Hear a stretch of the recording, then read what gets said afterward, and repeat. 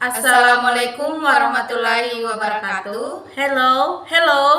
Welcome to my video. I am Nesa. I am Paramita Cahyani. Here we will explain about recount text. Kami akan menjelaskan tentang recount text.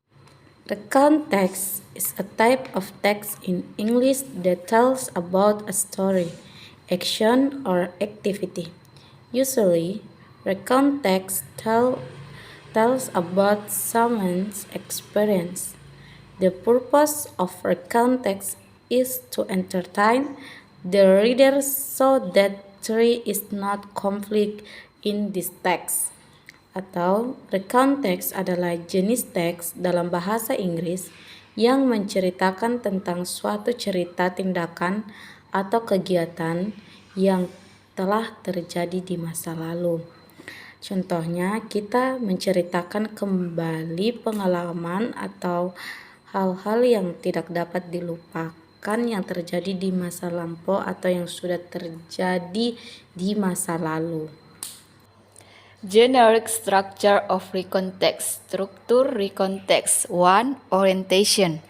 Tells about background information about who, where, when the incident or event occurred. Di mana orientasi di sini menceritakan mengenai latar belakang informasi tentang siapa, di mana, kapan kejadian atau peristiwa terjadi.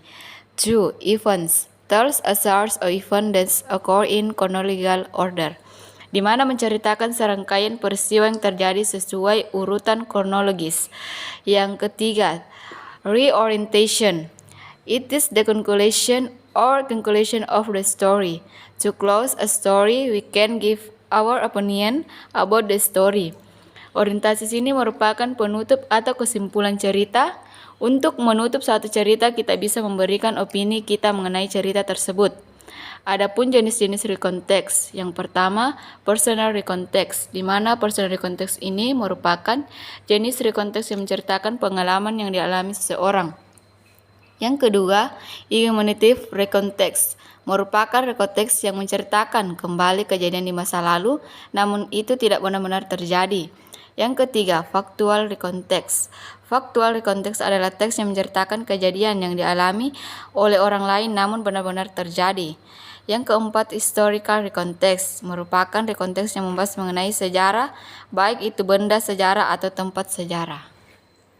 Feature of recount text. Number 1, using past tense sentence such as when, departed, would, woke up, and so on.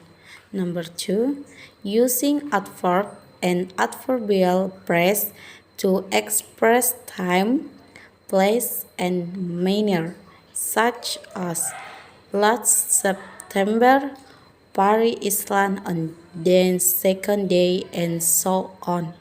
Number 3, using conjunction and time connectives to store events or events such as at before, then, after, that, and so on.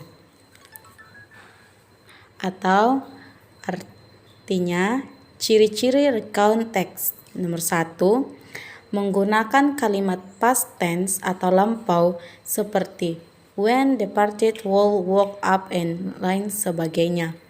Nomor 2, menggunakan adverb dan adverbial phrase untuk mengungkapkan waktu, tempat, dan cara seperti last September, Paris Island on the second day, dan lain sebagainya. Nomor 3, menggunakan conjunction dan time connectives guna mengurutkan peristiwa atau kejadian seperti dan before, then, after, that, dan lain sebagainya. Okay guys, that's the explanation for our material. Thanks for watching And see you!